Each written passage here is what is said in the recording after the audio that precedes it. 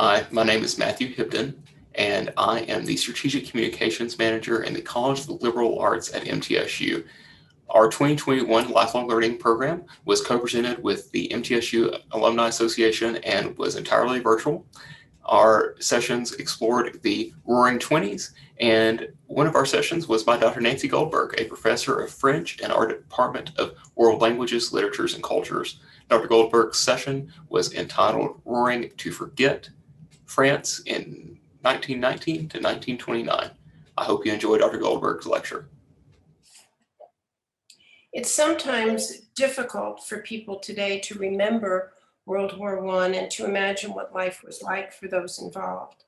This may be understandable, perhaps, because in spite of the fact that over 20 million people died, 3 empires fell, and even more than 100 years later, its consequences still define international relations. Despite all of that, its legacy of violence and destruction have been overshadowed by World War II. One contribution that is underappreciated is that of African American soldiers. We see here the Harlem Hellfighters Band, who introduced American jazz and swing music to a wider audience in France. They were kind of like the Bob Hope of World War I. They were part of 2 segregated combat divisions, there were very few of them actually. Most of the African Americans served in labor battalions, loading and unloading supplies and digging trenches and so forth. Conditions for all Black troops, combat or support, was much harder than it was for whites. They suffered verbal and physical abuse by racist white commanders. They had, by design, inadequate housing and food. They had a lack of warm clothes in winter and often no change of clothes at all. The 93rd Division had 4 independent military regiments, and they became permanent parts of the French army. They spent the war fighting with the French. They wore the distinctive blue helmets of the French army. General Pershing of the American Expeditionary Force assigned the division to the French to respond to the persistent French demands for American soldiers. In the 93rd, the 369th, 371st, and 372nd had an excellent war record, and these 3 received medals for bravery from the French government. The 369th spent 191 days at the front, longer than any other American regiment. Now, let's see. Let's hear an excerpt from. This is James Reese Europe, okay, and he was the band leader, and we're going to hear an excerpt from the Harlem Hellfighters Band, the Moaning Trombone.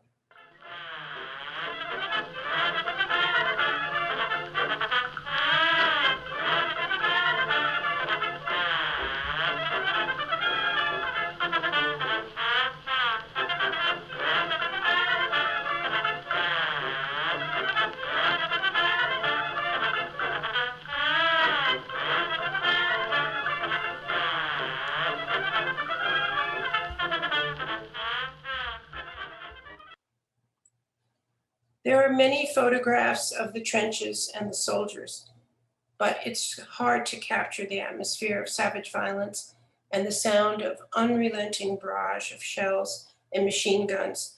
The 1930 American film of the German novel All Quiet on the Western Front is an outstanding example of the representation of war. And Matt is going to play a clip, but I would like to warn you, there are very loud noises if you're sensitive to that.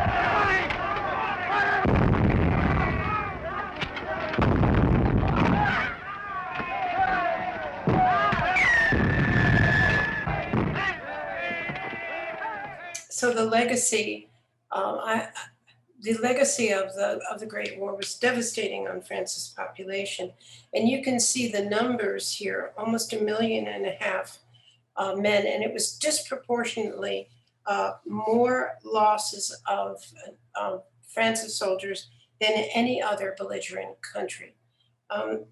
Many wounded. Interestingly, only about a third of those 3 million wounded were entitled to a disability pension. So many disabled. Those were mostly amputees, blind, and the disfigured. These are facially disfigured, known in French as gueule cassée, which translates, it's kind of a familiar term, meaning broken mugs' faces. In terms of the traumatized, those were shell-shocked, but the word was never used because it was not allowed. It wasn't considered real. And those traumatized were almost always stigmatized as cowards by the population and their families as well. The Battle of Verdun was February to December 1916, and it was one of the longest, bloodiest, and most ferocious battles of the war. French casualties amounted to around 400,000, and many of them were never found. And I wanted to show you this picture. I don't know if you can see the cursor, because this is an ossuary. It's a place where it's just inside, it's only bones, and you can go in here and you can go up in the tower, but you can't, well, there's a hall here, and you can go down. If you look, you have to bend in and look, and you just see hundreds and thousands of bones. And for these soldiers here, in a sense, they were the ones who were identified and buried there. This is a view from the bell tower, and it's only part of the cemetery. And I wanted to show you this so you could see the perspective, the size of the people here, but mostly to show you this roadway here, because even today, and I took this picture myself a couple of years ago, you have to stay on the path, and you cannot, and you can see a little path down here, you could walk down here, but you have to stay on the road, because even today, there are many unexploded shells and other types of ordnance, and people are injured all the time in northeastern France and in Belgium. This is typical of the devastation in northwest France. It's a destroyed village near Verdun.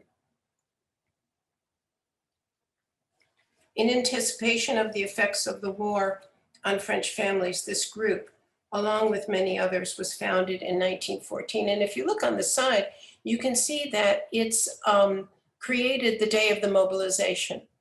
So they knew, and of course, these people are not there. They're wearing coats and other, and scarves and stuff. And so, yes, they're in Normandy. But they knew, they anticipated that the effect that was going to be on the French population and the number of orphans.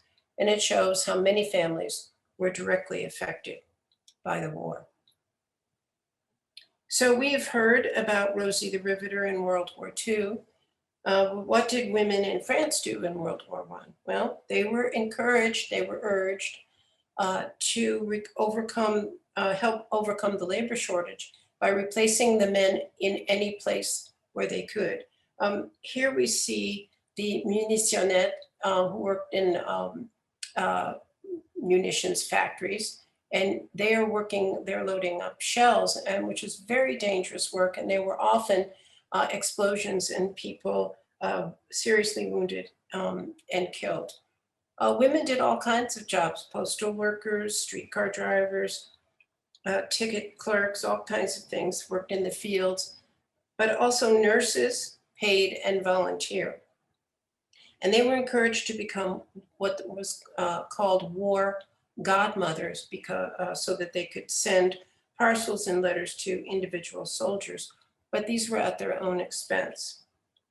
These activities were perceived to be a liberalization of women's rights, and women were both praised and roundly criticized for the activities. And think about it, how do you get to the factory? Well, you have to walk or take a tram by yourself and to the factory and then return home, all unescorted. There was a vicious circle of expectation and blame for fulfilling these demands. Accusations of greed, husband hunting, sexual perversion, and trying to usurp the male role in society. And to show you how the ridiculousness of this, women, volunteer nurses were criticized for not really wanting to help the wounded, but only wanting to see naked bodies, men's bodies. And also, there was an accusation that somehow the smell of gangrene was an aphrodisiac.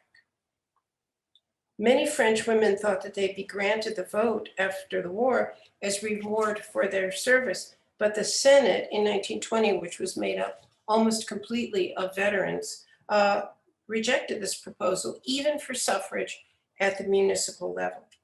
So these apparent rights for women were the result not of liberalization, but only of the wartime emergency, and were rescinded as soon as possible when the war ended. For example, in 1915, there was a law in 1915 that gave the wife of a mobilized soldier authority over the children, and it ended in 1919. Moreover, when the men returned, most women lost their jobs. As a result, French women in the 1920s found themselves little better off in terms of social and political rights than they had been prior to 1914. It was not until 1945, yes, 1945, that French women gained full citizenship and the vote. Some women dealt with their wartime experience by writing about their attempt to adjust to their new post-war reality. In The Unmarried Women, published in 1918, Geneviève Duhamel examines the situation of women for whom the traditional paths of marriage and motherhood were no longer open. Her characters face this in different ways, but always affirming the traditional role of mother. One used her medical experience as a volunteer nurse to apply to medical school, where she was accepted, but not because of merit, although she had done a great job and had been praised by everyone, but because there was a shortage of applicants. Another lost her fiance to her younger sister because the returning soldier did not want to think about the war when he looked at his wife's face, and so he wanted to look at someone who didn't experience the war. Another becomes a single mother to several war orphans.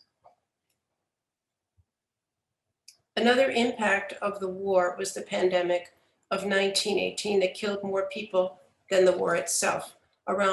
It's estimated 50 million people worldwide.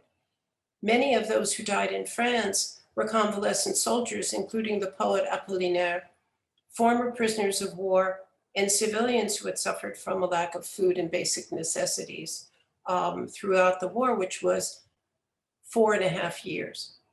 The flu was actually brought, I'm sure you know this, was actually brought to Europe by American soldiers from Kansas in 1917, and Spain was the country, not of origin, but the one who divulged the secret that the other countries were trying to keep.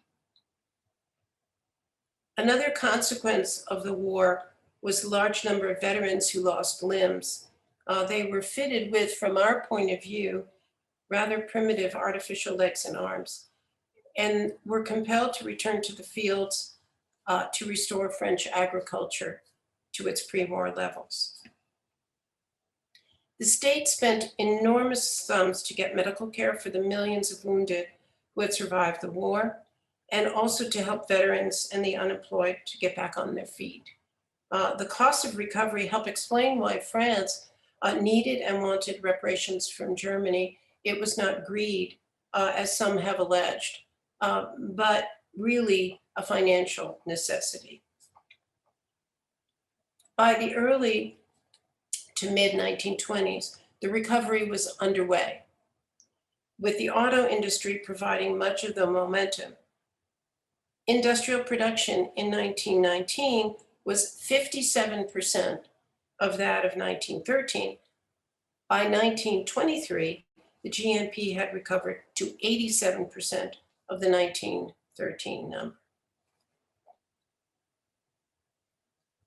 The positive effects of recovery allowed the government to establish a power grid, which reminds us, of course, of the TVA in our own country 10 years later.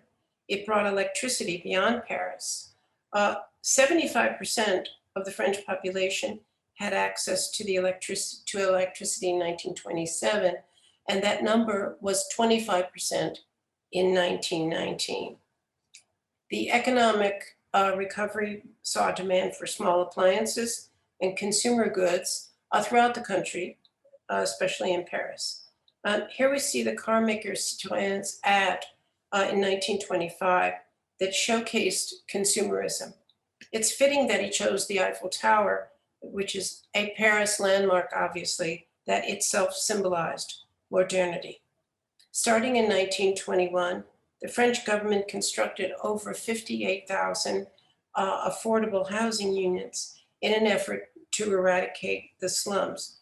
These were apartment complexes with green spaces in the suburbs for working class people.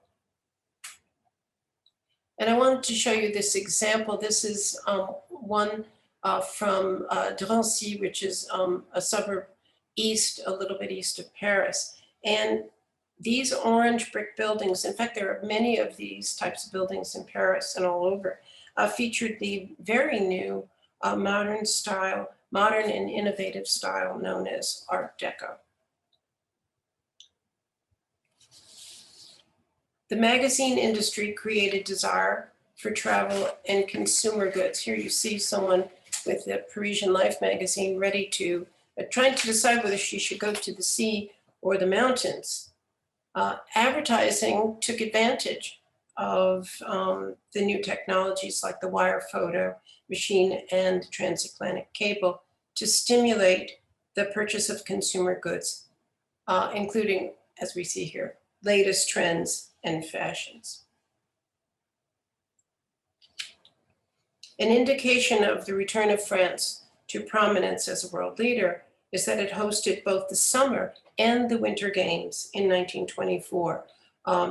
44 nations participating, not Germany. They were not invited.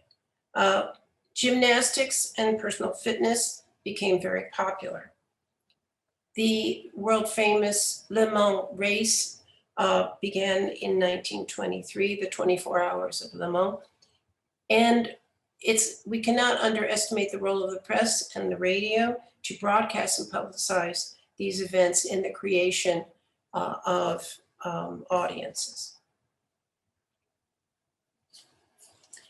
So an indication of economic recovery is the ability to spend money on non-essential items, such as athletics and entertainment, like going to the movies. The number of movie theaters increased 75% by 1928. And it's interesting because the frères Pact, who dominated the global cinema before the war, all of their theaters and production facilities were shut down, and they never really, it took them a very long time, and they never really were able to get back to the level that they had before. And that void was filled by American films, which the public was very happy to see. They loved them. The number of movie theaters increased 75% by 1928. And here you see Max Linder, the great French comic actor from before the war who continued into the 20s. He was the first international movie star, with Chaplin, who acknowledged his debt to Linder for his own work in films.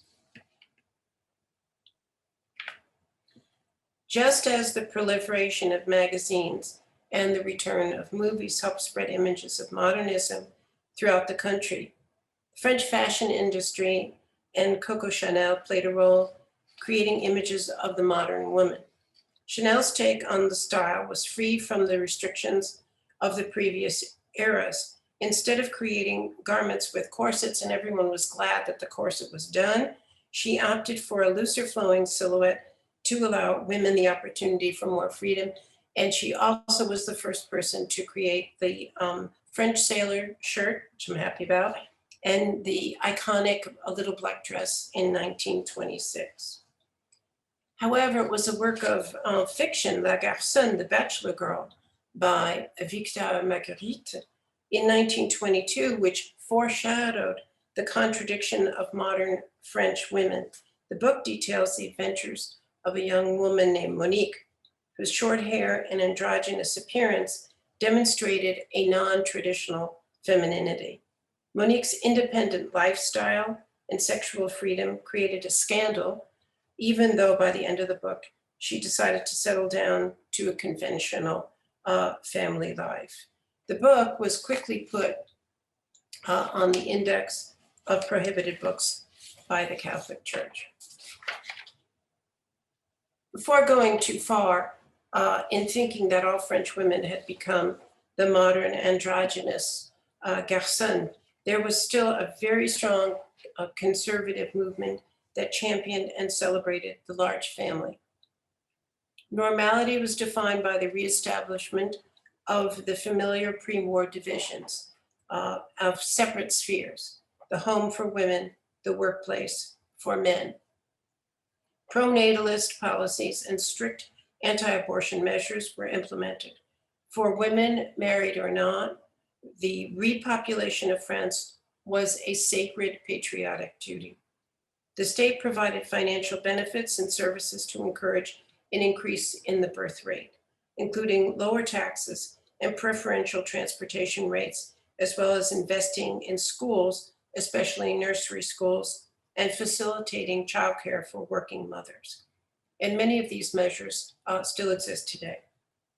Here we see a poster for the Journée des Familles Nombreuses, the day of Large Family Day, which in 1926 becomes Mother's Day, La Fête des Mères. So if you know French, you can look down on the bottom, it's rather interesting. It says, France needs children. Let's honor large families, help them, help the ones who need, who need it.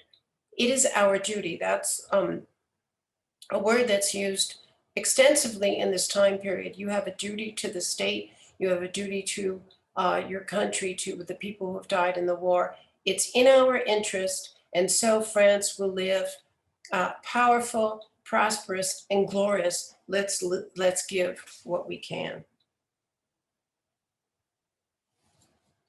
During this, what I forgot to mention, that despite all of this, there are some advances, and that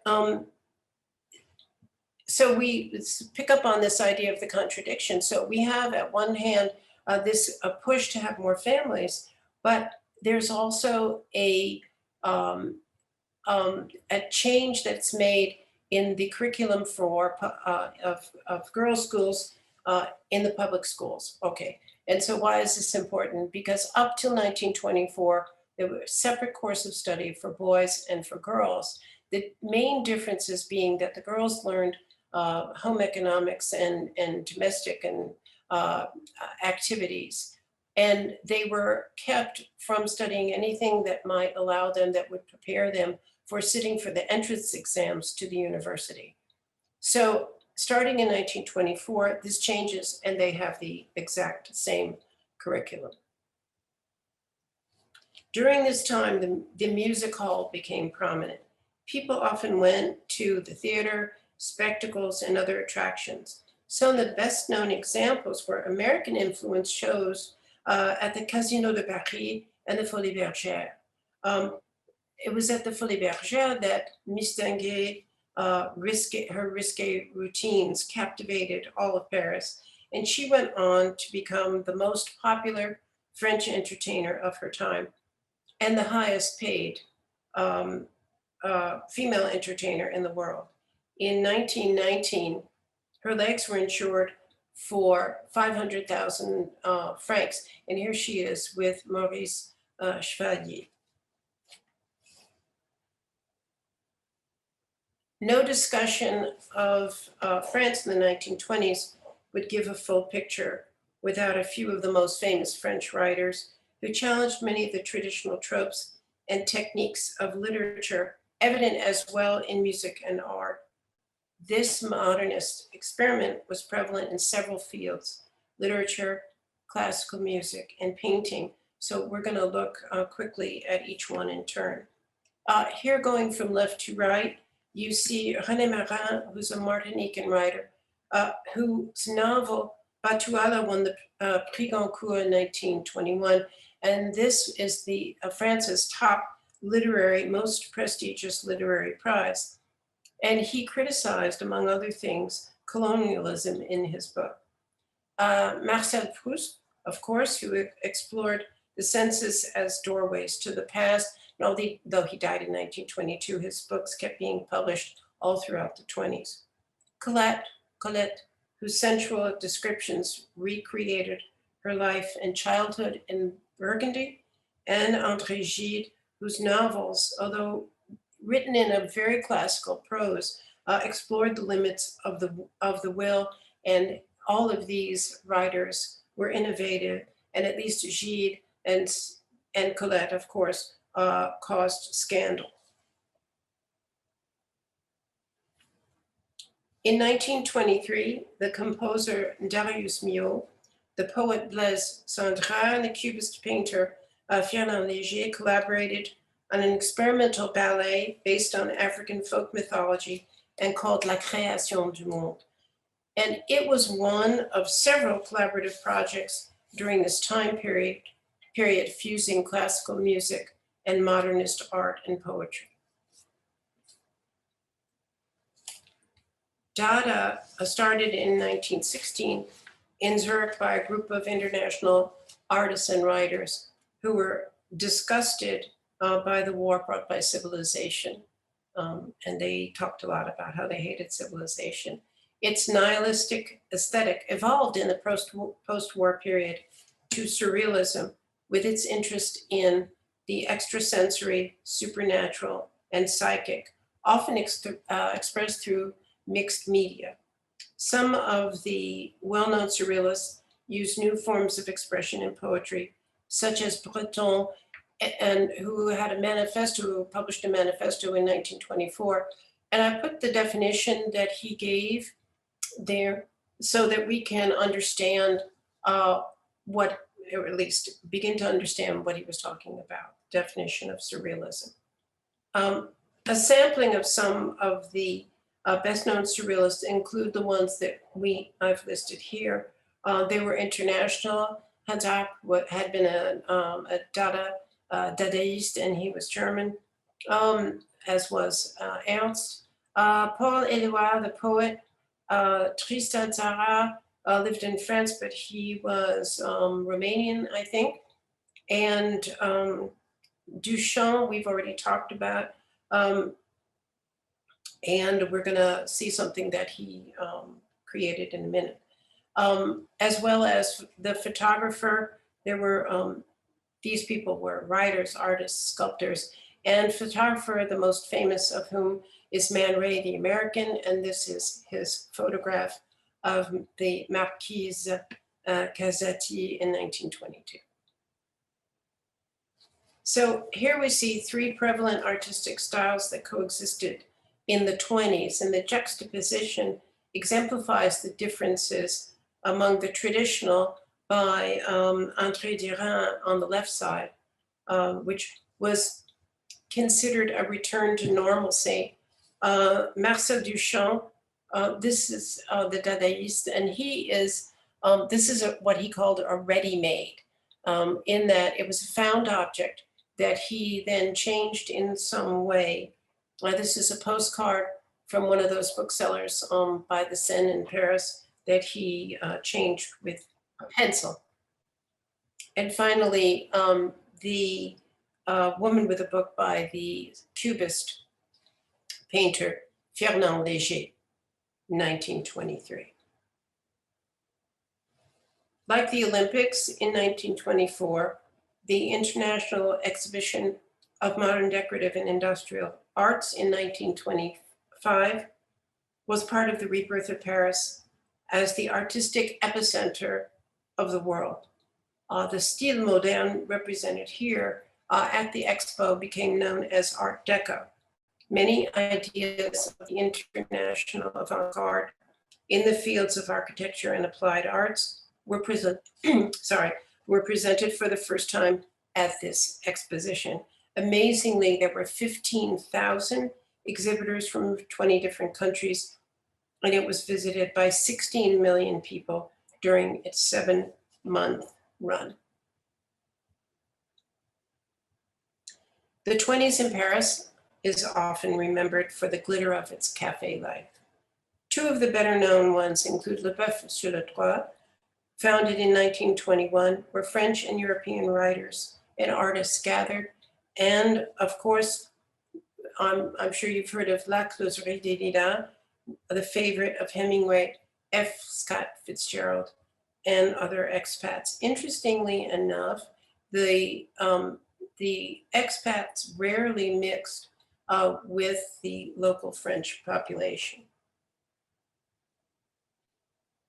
The favorable exchange rate made living in Paris attractive for Americans and British with money.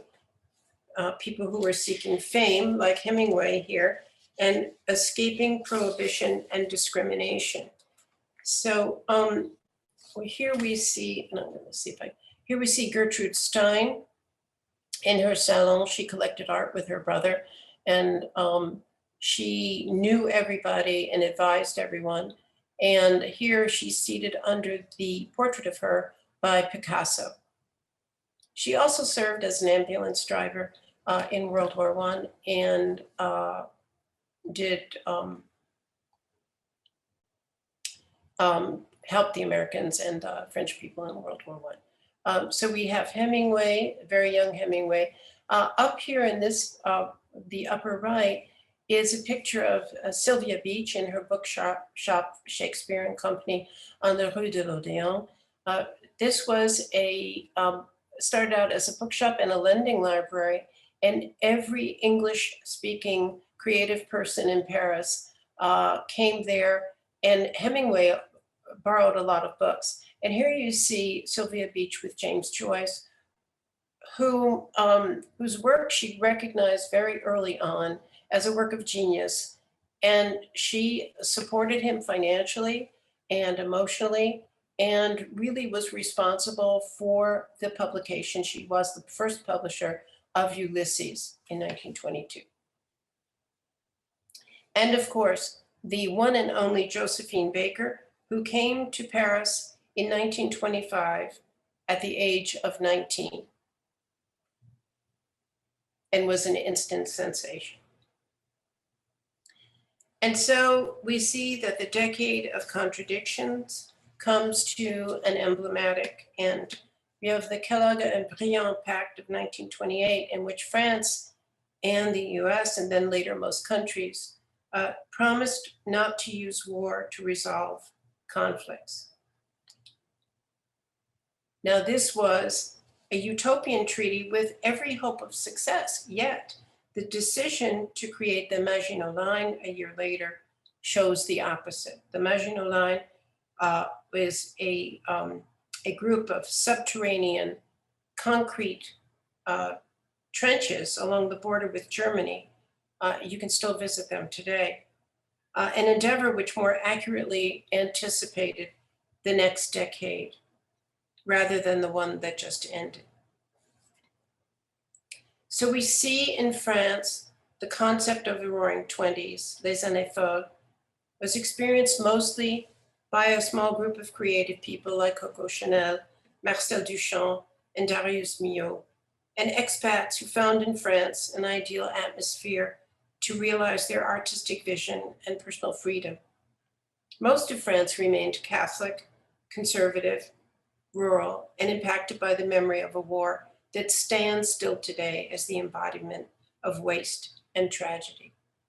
Just as our discussion of France in the 1920s starts in the aftermath of one war, it ends with preparations for the reality of the decade to come. And here we see the Tomb of the Unknown Soldier that although it's in the middle here, that although was created in 1920 to commemorate the First World War, every